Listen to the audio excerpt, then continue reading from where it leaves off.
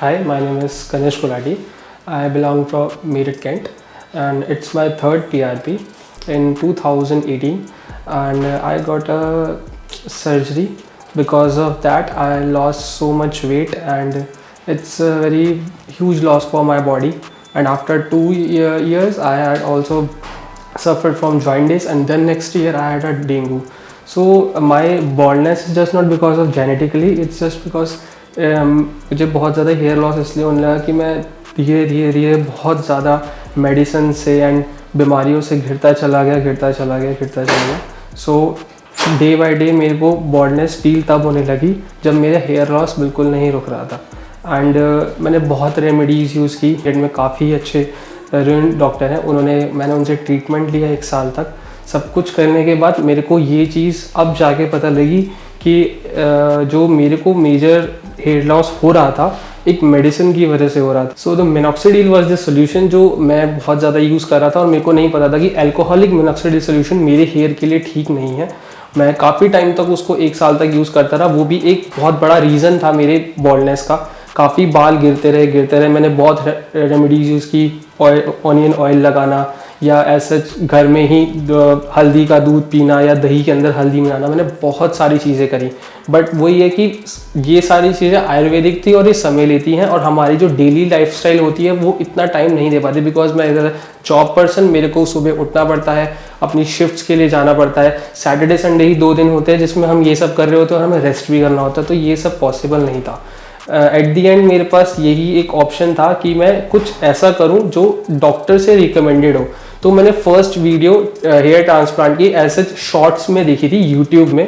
वहाँ से मैंने इस चीज़ को सर्च किया कि ये कैसा, मतलब एथिकल है, बॉडी के लिए ठीक है कि नहीं, और ये क्या प्रोसीजर है. तो ये सब देखने के बाद मैंने सबसे ज़्यादा व्यूज़ QHT के देखे, और मैंने 2 वीडियो सबसे ज़्यादा हाईलाइट्स देखी जिसमें आपने बहुत बड़े CID इंस्पेक्टर को आप जानते हैं, दया, या फिर राजपाल यादव, बहुत अच्छे एक्टर्स हैं. इन दोनों की वीडियोस को देखने के बाद मैंने धीरे धीरे स्क्रॉल डाउन करता हुआ इनके पेज पे आया. मैंने सारी वीडियोस एक एक करके फॉलो करी कि कैसे इनका प्रोसीजर स्टार्ट होता है, कैसे ख़त्म होता है. फिर एट दी एंड मैंने अक्टूबर 2 और 3 के आई गेस मैंने इनको कांटेक्ट किया. मैंने पूरा प्रोसीजर जाना कि कैसे ये स्टार्ट है, क्या इसकी फ़ीस है, कब ये ख़त्म होगा, इनका कितना इसमें पार्ट होता है, कितनी ये गारंटी लेते हैं. मैंने सब कुछ जाना. एज अ मिडिल क्लास हर एक इंसान का जानने का ये पूरा होता है, हक होता है. तो मैंने एक स्टार्टिंग से लेके एंड तक पूरे प्रोसीजर को समझा 1 महीना. और ऐसा ही नहीं, मैंने अपनी दिल की तसल्ली के लिए मैंने अपने आसपास के एरिया में भी मैंने इस चीज़ को कंपेयर किया कि क्या ये चीज़ें हो रही हैं वो ठीक है कि नहीं. कुछ अपने फैमिली डॉक्टर्स में पूछा, और जब मैंने पूरी दिल की तसल्ली हो गई, फिर नवंबर में मैंने एक फर्स्ट पेमेंट करी जो मेरी उसके लिए था, मतलब एडवांस पेमेंट. तो उसके बाद मेरी जो सर्जरी थी वो 3 जन को स्टार्ट हुई. पूरी 1.5 दिन की सर्जरी थी. हाफ डे मेरा स्टार्टिंग में 3 जन को ऐसा था कि मेरे बाल मतलब होल्स करने थे, पंचिंग करना था, तो आधा दिन उसमें चला गया. और नेक्स्ट डे मेरे को सुबह 7 बजे बुलाया गया, और 7 बजे से लेके शाम के 5-6 बजे तक मैं OT में था. मैं जागा हुआ था. काफ़ी अच्छा इन्होंने केयर किया. उस दौरान मेरे को ये भी बहुत अच्छे से पता लगा कि कितना अच्छा ट्रीटमेंट है. काफ़ी अच्छे डॉक्टर्स हैं. हर 15 मिनट में वो डॉक्टर्स मेरे को पूछ रहे थे कि एवरीथिंग इज़ ऑल राइट, कोई प्रॉब्लम तो नहीं है, या फिर सर्जरी में कोई दिक्कत तो नहीं हो रही है. जब ये सारा प्रोसीजर हो रहा था तो मेरे को काफ़ी घबराहट थी, पेन था, but it's a part of a procedure. तो होता है ना कि मतलब आपको थोड़ा बहुत तो कुछ अब करने के लिए दर्द तो सहना पड़ेगा. तो ठीक है, वो एक प्रोसीजर का पार्ट था, बट उसमें मेरे को रिलैक्सेशन ये था कि हर वक्त मेरे आसपास एक नर्स या एक अटेंडेंट था जो मेरे को बता रहा था कि सर आपको परेशान होने की जरूरत नहीं है, जहाँ पे भी ऐसा लगे कि कुछ प्रॉब्लम है हम आपको पूरा सर्जरी को वहीं रोक देंगे. तो बहुत फ्रीक्वेंटली वो सारी चीज़ें हुई. एक चीज़ मुझे बहुत अच्छी लगी, स्टार्टिंग के 3 मंथ्स बहुत अच्छा फॉलोअप लिया गया, जो मैं अभी भी अप्रिशिएट रियलिटी करता हूँ. कि फरवरी में जब मेरी फर्स्ट PRP हुई, फरवरी से लेके अप्रैल तक मेरे को रोज रेगुलर कॉल्स आते थे कि सर आपकी PRP हो गई है, आपका कैसा चल रहा है. रेगुलर फॉलोअप से मेरा मतलब ये भी है कि हर 2 हफ्ते में मेरे को अपने सर की फोटो खींच के भेजनी पड़ती थी कि हाँ अभी मेरा इतना है, अभी इतना है. फर्स्ट जब मेरा PRP हो गई थी फरवरी में, तो उसमें भी पूरा एक मेडिकल प्रोसीजर होता है जिसमें वो मेडिसिन प्रोवाइड करते हैं, बताते हैं कब आपको किस टाइम तक मेडिसिन लेनी है, कब आपको लगाना है, कुछ चेंजेस तो नहीं आ रहे, कोई डैंड्रफ तो नहीं है. यहाँ पे मैंने स्टार्टिंग में एक चीज़ पॉइंट आउट की थी कि मिनॉक्सिडिल एक सोल्यूशन है जो मेरे को अल्कोहलिक स्टार्टिंग में भी बहुत ज़्यादा प्रॉब्लम कर रहा था. मैंने फरवरी स्टार्टिंग में फर्स्ट PRP में मैंने इस चीज़ को फिर से उठाया और बोला कि सर मैंने इस बार सर्जरी के लिए पेमेंट किया और मेरे को फिर वही इश्यूज आ रहे हैं, तो अच्छे से मेरी बात को सुना। मेरी एक वीडियो सेशन हुआ एक डॉक्टर के साथ, उन्होंने मेरी पूरी मेडिकल हिस्ट्री जानने के बाद प्लस ये जानने के बाद कि मेरे को क्या प्रिस्क्राइब किया गया है, उन्होंने पर्टिकुलरली इस चीज को पकड़ा और बोला कि आपको मिनॉक्सिडिल सॉल्यूशन अल्कोहलिक फ्री लगाना चाहिए।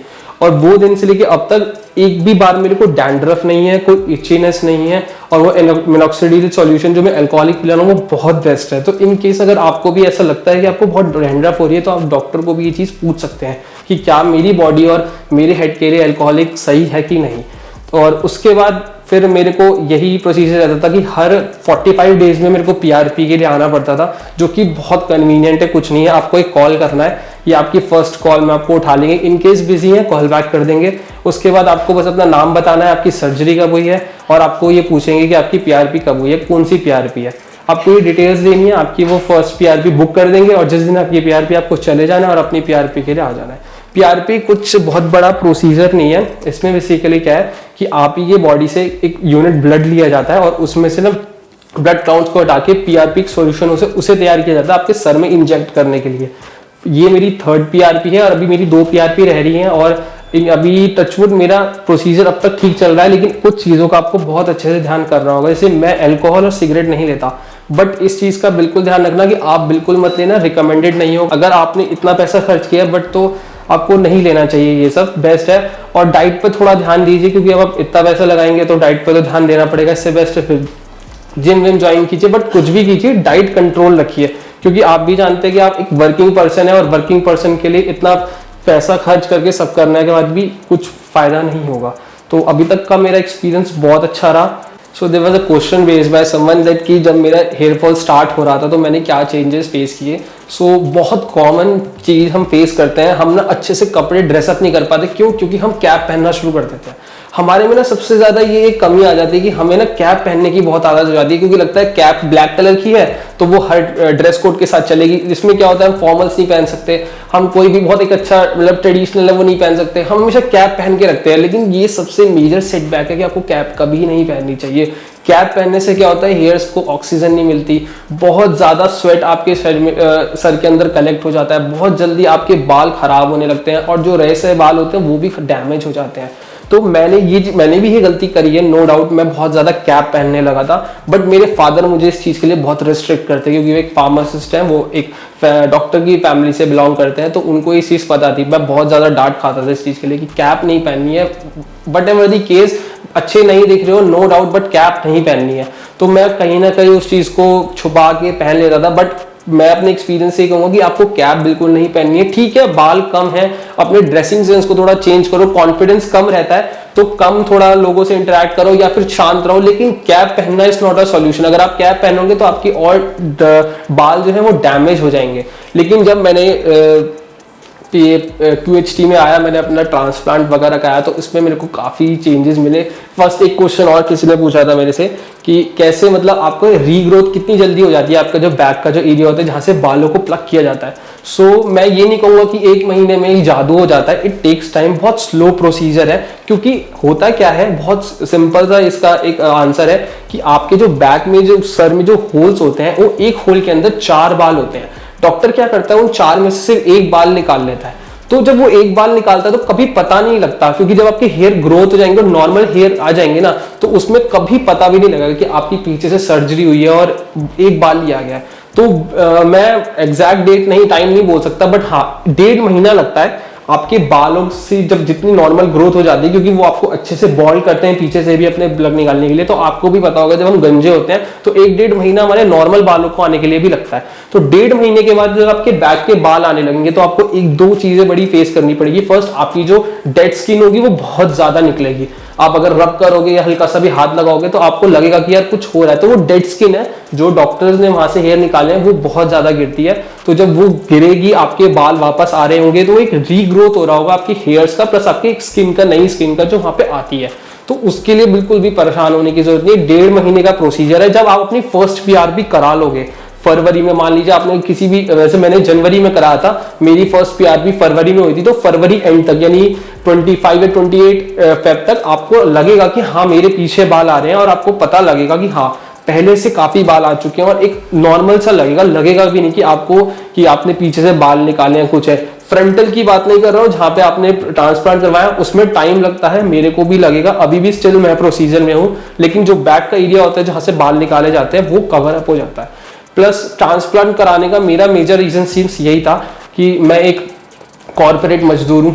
कॉर्पोरेट में हमें आपको पता है कि हमारे लिए सबसे मेजर क्या होता है, आप जब किसी क्लाइंट के सामने या किसी भी मैनेजर के सामने जाते हो तो आपका फॉर्मल लुक, आपका एक ड्रेसिंग सेंस, वो सबसे पहले चेक किया जाता है कि कैसा पर्सन दिखता है। आप चाहे कितना ही अच्छा काम क्यों ना करते हो, क्योंकि एक सरकारी नौकरी नहीं है कि आपको कुछ भी पहन लिया और आप बैठ के चले गए, तो आपको जाना पड़ता है ऑफिस में और अच्छा सा ड्रेसअप होकर जाना पड़ता है। तो मेरे लिए थोड़ा सा मेजर फॉल बैक था कि मैं कभी भी एक तो ऑफिस में कैप नहीं पहन सकता था और मेरे को कहीं ना कहीं लैक ऑफ कॉन्फिडेंस रहता था जब मैं अपनी क्लाइंट के साथ मीटिंग करता था या मेरी कुछ प्रेजेंटेशंस वगैरह होती थी, तो मेरे को थोड़ा बहुत रहता था माइंड में कि मेरे को मतलब ठीक लग रहा हूं ना, कोई प्रॉब्लम तो नहीं है, बार बार मैं अपना मिरर में देख रहा हूँ। ये एक ह्यूमन नेचर है, ये सबके साथ होता है। मतलब कहीं ना कहीं हमारे दिमाग में लगता है कि हम अच्छे दिख रहे हैं, हम कितने ही बहुत अच्छे क्यों ना हो किसी भी चीज में, पढ़ाई में या फिर किसी भी प्रोफेशन में, लेकिन हमें लुक वाइज हमेशा जज किया जाता है।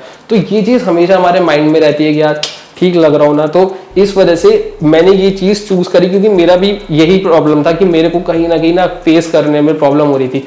और यार 25 साल हो गए थे, आगे शादी भी करनी है, तो ये चीज भी थी। अब मुझे ना बहुत लोगों के पास पैसा होता है, वो कर लेते हैं शादी कौन कर कि अपने लुक वाइज, मेरे पास इतना नहीं था, तो मेरे को थोड़ा अपना लुक को भी मेंटेन करना था। तो ये भी मेरा एक मेजर रीजन था कि मेरे को ट्रांसप्लांट करवाना था और मेरे लिए बहुत अच्छा, मेरा अब तक का बेस्ट डिसीजन रहा कि मैंने करवाया। जब मैंने इस चीज़ के लिए रिसर्च किया, मतलब मुझे को लगा कि हाँ मेरे को सर्जरी करानी चाहिए, तो ये एक बहुत मेजर डिसीजन था। मैंने अपने फादर से और मदर से इस चीज़ को डिस्कस किया, तो वो बहुत ज़्यादा पैनिक थे कि ये कोई ठीक चीज़ है कि नहीं, मतलब ट्रांसप्लांट सेफ है कि नहीं। मेरे फादर इस चीज़ मेडिकल बैकग्राउंड से बिलोंग करते, बट ऐसा उनको इन चीज़ों की नॉलेज नहीं थी।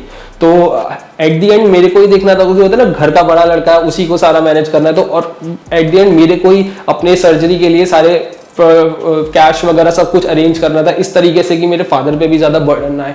तो मेरे को 1 महीना लगा और मेरी रिसर्च कुछ इस तरीके से स्टार्ट हुई कि मैंने पहला जो क्लिनिक देखा था, वो मैंने ऐड देखा था, वो मैंने गुड़गांव में एक क्लिनिक है, I don't know the name, ऐसा नहीं है कि मैं रिवील नहीं करना चाहता, जस्ट मेरे को नाम ही नहीं पता। मैंने उनका एक ऐड देखा था और वहां पे भी मैंने एक सेलिब्रिटी का ही एक वो शॉर्ट्स में वीडियोस में यूट्यूब में वीडियो देखी थी शॉर्ट्स के अंदर। तो वो बता रहे थे कि क्या प्रोसीजर होता है, कैसा होता है। तो मैं उस चीज को फिर यूट्यूब पे देखने लगा कि क्या ये सही है कि नहीं। तो मेरे को एक टर्की करके कंट्री है, उसके बारे में पता लगा यूट्यूब पे कि वो बहुत फेमस है इस चीज के लिए, ट्रांसप्लांट के लिए। लोग ज्यादातर ट्रांसप्लांट वहां से कराते हैं। तो फिर मैंने ट्रांसप्लांट के बारे में गूगल से बहुत अच्छे से पढ़ा कि मतलब क्या प्रोसीजर है, कि ये रियल है कि नहीं, मतलब हमारे असली बाल होते हैं। बिल्कुल मेरे को भी स्टार्टिंग में लगता था कि वो एक मतलब नकली बाल लगाते हैं, वो असली नहीं होते। और फिर मेरे को ऑनगोइंग प्रोसेस में ये भी नहीं पता था, मेरे को लगता था कि जहां से बाल लगाए हैं निकाले हैं वहां से वापस आ जाएंगे। बट आगे जाके जब मैंने QHT को यहाँ पे विजिट किया तो डॉक्टर ने मुझे एक्सप्लेन किया जो बाल हमने निकाल लिया वो वापस नहीं आएगा, वहां पे रीग्रोथ नहीं होगी, बट वो एरिया कवर हो जाएगा। तो ये चीज भी मुझे नहीं पता थी। तो अपनी इस रिसर्च में मेरा फर्स्ट एक्सपीरियंस वो गूगल पे सर्च करना टर्की के बारे में कि वो बहुत फेमस है सिर्फ पर्टिकुलर इस कंट्री के लिए, कि वहाँ ट्रांसप्लांट बहुत ज़्यादा होते हैं वो। फिर मैंने दिल्ली और गुड़गांव में कुछ क्लिनिक्स देखे। फिर उन दोनों को कंपेयर करने में QHT में मेरे को 2-3 चीज़ें ऐसी लगी जो मुझे उनसे बेटर लगी। वो ये थी कि फर्स्ट मेरे को ये थोड़ा कॉस्ट इफेक्टिव लग रहा था एज कम्पेयर टू उनके वो। तो सी अब मैं मिडिल क्लास हूँ, मैं हमेशा वही सोचूंगा जो मेरे लिए बेस्ट होगा और मेरे को कम पैसों में ज़्यादा चीज़ें मिलेंगी। तो QHT में मेरे को 5 PRPs थी, फॉलोअप्स थे। मैंने उनसे बात करी, मैंने उनका पूरा प्रोसीजर जाना कि वो कैसे करते हैं, फिर मैंने उनको QHT से कंपेयर करा। तो मेरे को 1-2 चीज़ें जो बेस्ट लगी, फर्स्ट PRP, सेकंड हर रोज फॉलोअप। व्हाट्सएप पे आपको आपकी वीडियोस डालनी है, फोटोज डालनी है, और हर 1-2 हफ्ते में आपको कॉल करेंगे, एक रिमाइंडर के लिए मैसेज जाएगा कि आपका PRP आ गया। तो ये उनका पूरा सपोर्ट सिस्टम उनका पूरा तैयार था। उनका एक BPO जिसे कहते हैं कि हर वक्त कॉल करना, हर चीज के लिए अपडेट करना, ये चीज उनकी पूरी रेडी थी पहले से। तो ये मेरे को बहुत अच्छा लगा। फिर मैंने बताया था स्टार्टिंग में आपको कि मैंने कुछ सेलिब्रिटीज की वीडियो देखी जैसे राजपाल यादव और दया, तो मुझे पता लगा कि वो भी यहाँ पर ऑलरेडी आ चुके हैं। बहुत मेजर चीज बताना चाहूंगा, आप QHT यूज करें या what clinic you use, after surgery there is a bandage जो आपके फोरहेड पे लगाई जाती है। ऑलवेज रिमेंबर कि उस बैंडेज को नहीं हटाना चाहिए until and unless you get a call from a doctor or from a support। जब तक आपको कॉल करके बोला ना जाए कि उसको बैंडेज को रिमूव करना है, उसको नहीं रिमूव करना चाहिए। द रीज़न इज, जब वो बैंडेज लगाई जाती है, it's because there was a swelling on your forehead, क्योंकि अब आपके इम्प्लांट्स हुए हैं। तो जब इम्प्लांट्स होते हैं, आपको भी पता है कि आपको कोई चीज़ चुभती है तो वहाँ पे हल्का सा स्वेलिंग आती है। और आपको बहुत सारे, वो डिपेंड करता है कि आपको 3000 ग्राफ्ट्स लगे हैं या 3500 ग्राफ्ट्स लगे, तो उसमें एक स्वेलिंग आती है सर में हल्का सा, वो नॉर्मल चीज़ है, it's not a big reason, मतलब बहुत बड़ी चीज़ नहीं है वो। तो उसके लिए आपको एक फोरहेड पे हमेशा एक बैंडेज लगाई जाती है, वो आपको कभी रिमूव नहीं चाहिए अंटिल अनलेस आपका डॉक्टर आपको रिकमेंड करे या फिर आपको टाइम के बाद।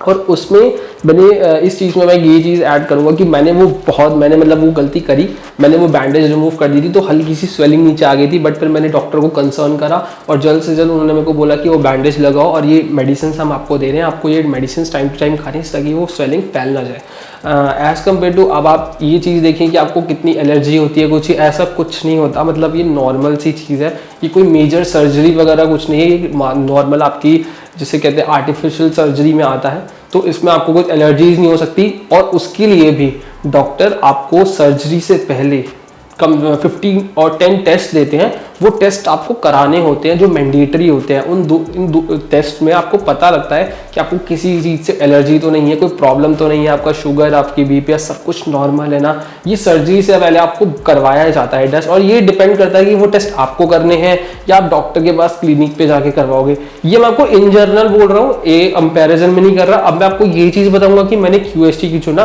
क्योंकि यही चीज़ मैंने जब किसी दूसरी क्लिनिक से पूछी थी तो उन्होंने मेरे को ये बोला कि नहीं, आपको हमारे पास आना पड़ेगा, पहले वो टेस्ट कराने पड़ेंगे, फिर हमें पता लगेगा कि आपकी सर्जरी कब होगी, जो मेरे लिए थोड़ा सा हेक्टिक था।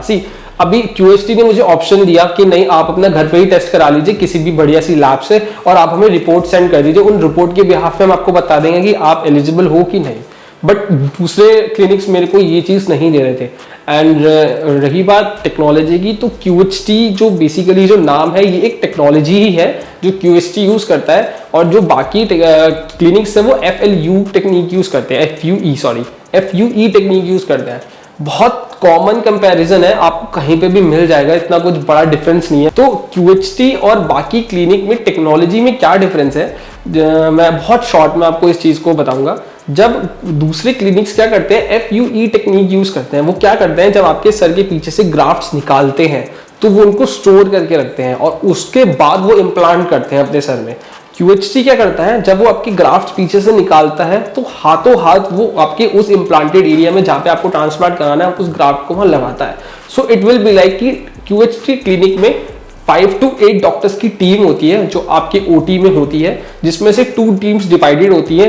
3 जने क्या करते हैं, आपके सर के पीछे से ग्राफ्ट्स निकालेंगे। अब ग्राफ्ट से मेरा मतलब आपके हेयर्स, छोटे छोटे हेयर्स जो आपके पीछे वाली साइड होंगे, और हाथों हाथ उनको निकाल के दूसरे डॉक्टर्स को पास ऑन करेंगे। और मैं उस वक्त जब मेरा ये प्रोसीजर हो रहा था तो आई वाज लाइक, मैं देख सकता था मेरे सर वाले एरिया में ही मेरे को एनेस्थीसिया दिया गया था, जिससे मेरे को दर्द नहीं हो रहा था, बट आई कैन फील कि हाँ वो ग्राफ्ट पीछे से निकाल रहे हैं और हाथों हाथ दूसरी टीम की जो डॉक्टर्स है वो QHT टेक्निक यूज कर रही है, जो हाथों हाथ ही मेरे सर में वो इम्प्लांट कर रही थी। बट बाकी क्लिनिक्स जो है, ऐसा नहीं है कि वो खराब है, बट वो FUE में यूज करते। इसमें डिफरेंस क्या आ जाता है कि जब आपके सर में से कोई ऑर्गन या कुछ चीज निकाला जाता है ना, तो उसकी लाइफ एक्सपेक्टेंसी होती है वो बहुत शॉर्ट होती चली जाती है। अब आप कुछ भी एग्जांपल ले सकते हैं, किडनी, हार्ट, कुछ भी हो, जब आपकी बॉडी में से निकाला जाता है उसका एक टाइम पीरियड होता है, एक टेम्परेचर होता है। और हेयर एक बहुत ज्यादा माइन्यूट चीज है जो आपके सर में से निकाली जाती है, तो उसको हाथों हाथ लगाना चाहिए, क्योंकि जितना वो बाहर बॉडी के रहेगा उसकी लाइफ और उसका जो मतलब एक वो जिसे मैं ये कह सकता हूँ कि उसकी जो लाइफ लॉन्ग है, जो आपके सर में लगने की वो चीज है, मतलब जिस चीज के लिए आप करा रहे हो, फायदा नहीं मिलेगा। मतलब आप बाल एक बार पीछे आपने ग्राफ निकाल लिया, आपने उसको स्टोर करके रख दिया कि हम उसको बाद में लगाएंगे, और बाद में वो डैमेज हो गया या फिर वो अपनी फुल एक्सपेक्टेंसी पे नहीं पहुंच पाया और फिर भी वो इम्प्लांट हुआ, तो वही चीज है ना, आपने बहुत ज्यादा पे भी किया और फिर भी आपको फुल रिजल्ट नहीं मिला।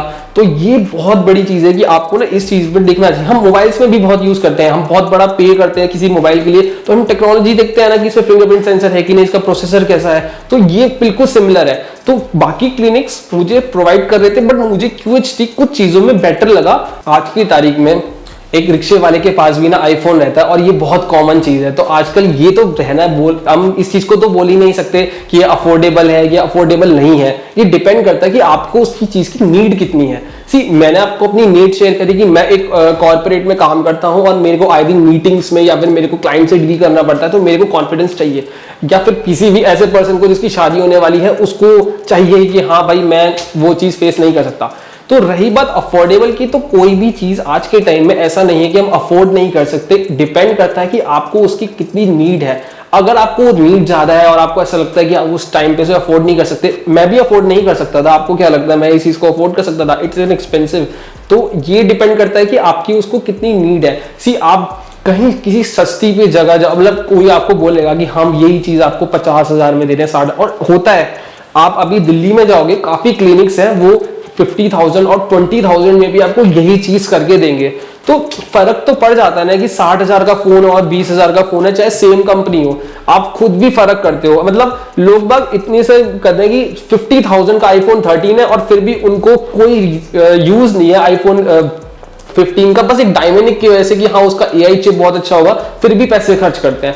तो जब आप एक फोन जैसी चीज पे या किसी भी ऐसी चीज पे जो आगे आपकी यूज नहीं आने वाली, उस पर इतना मेजर खर्च कर सकते हो, तो क्यों नहीं अपने बालों पे, जो कि आपको लाइफ लॉन्ग आपका साथ देने वाले हैं और आपको अच्छा दिखाने वाले हैं। ऐसा तो है नहीं कि वो आगे जाके टूट जाएंगे, क्योंकि ये आपके नॉर्मल और नेचुरल हेयर है। मतलब एक बार आपकी रीग्रोथ हो गई, अच्छे से नॉर्मल हो गया प्रोसीजर, 1 साल बीत गया, तो आप कभी भी फिर से गंजे हो सकते हो। जो भी आपको लुक क्रिएट करना है वो आप कर सकते हो।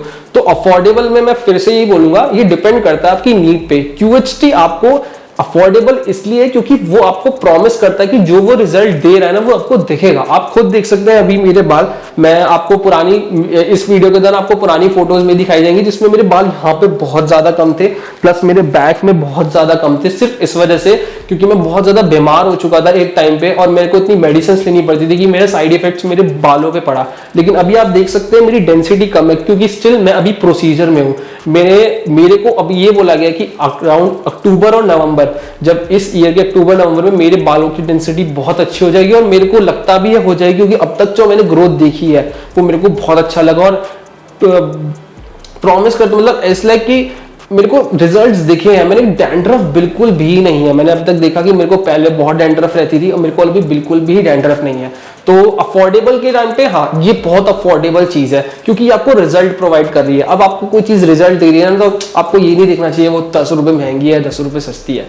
एंड एट लास्ट मैं इस चीज को ऐसे क्लोज करूंगा कि मेरी जर्नी अब तक देखो, इसमें मैं आपको क्या ही बोलूं कि हर चीज की एक पार्ट होता है, जर्नी होती है। मेरे को बहुत अच्छा रहा, मेरे को पता लगा कि कैसे एक नया एक्सपीरियंस रहा कि हाँ ट्रांसप्लांट भी एक ऐसी कोई चीज है जो बालों को लग सकती है। मेरे को पहले नहीं पता था कि मतलब ट्रांसप्लांट भी हो सकता है, पीछे के बाल ऊपर लगाए जा सकते हैं, ये सब तो एक नया एक्सपीरियंस था जो कि अगर आपको जरूरत है तो आपको जरूर करना चाहिए। और अब तक का मेरे को स्टार्टिंग में मेरे को पेन हुआ, सी मैं हर एक चीज शेयर करूंगा, ये कोई वीडियो नहीं है कि जिसमें आपको बता रहा हूँ कि QHT बहुत बेस्ट है, ये मेरा एक्सपीरियंस रहा है अब तक का, वो शेयर कर रहा हूँ। तो मेरे को ऐसा टाइम बीता मार्च और अप्रैल में जहाँ पे आपको बहुत ज्यादा हेयर फॉल हुआ। हेयर फॉल इसलिए कि आपको लगेगा कि आपने ट्रांसप्लांट कराया और आपको कुछ पता भी नहीं लग रहा, बहुत हेयर फॉल होता है और आप बहुत ज्यादा पैनिक हो जाते हो। मैं भी पैनिक हुआ था, बट मेरे को बहुत अच्छे से इनके जो सपोर्ट है उन्होंने मेरे को कॉल करके बताया सर आप बिल्कुल भी डिस्टर्ब मत होइए, बिल्कुल भी स्ट्रेस मत लीजिए। ये चीज मैं आपसे भी शेयर करूंगा कि कभी भी ट्रांसप्लांट कराने के बाद स्ट्रेस नहीं लेना चाहिए अपनी लाइफ में।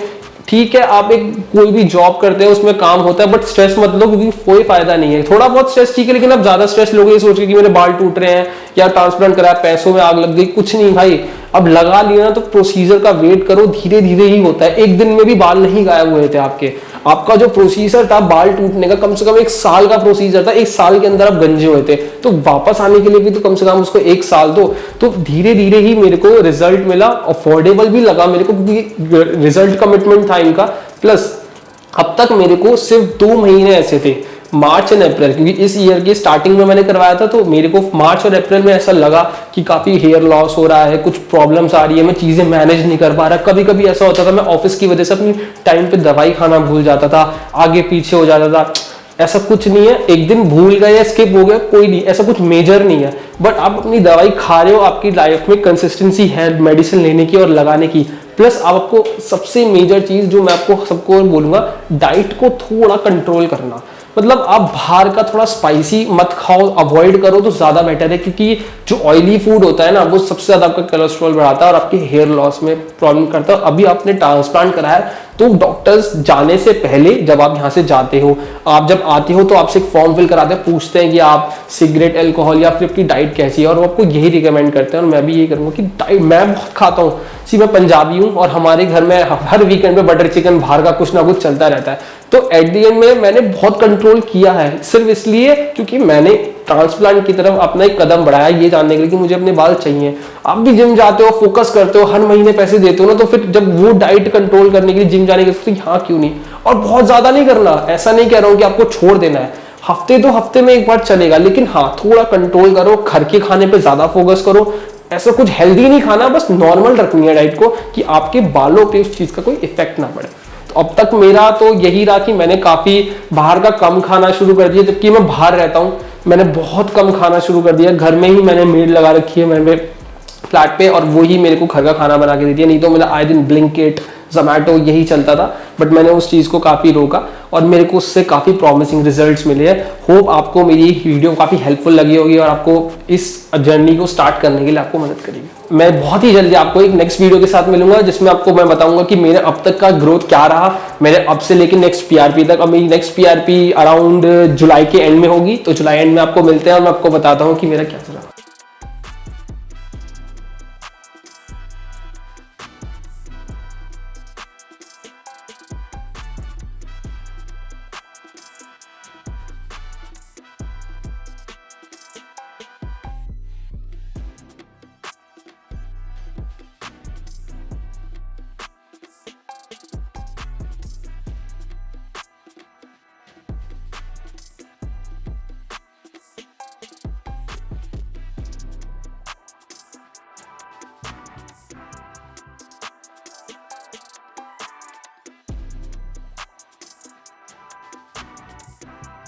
हेलो फ्रेंड्स, अगर आपने अभी तक हमारे चैनल को सब्सक्राइब नहीं किया है तो प्लीज इस वीडियो को लाइक कीजिए, शेयर कीजिए और हमारे चैनल को सब्सक्राइब कीजिए। और ध्यान रहे बेल आइकन दबाना ना भूलें, जिससे हमारे हर वीडियो का अपडेट आपको समय समय पर मिलता रहेगा।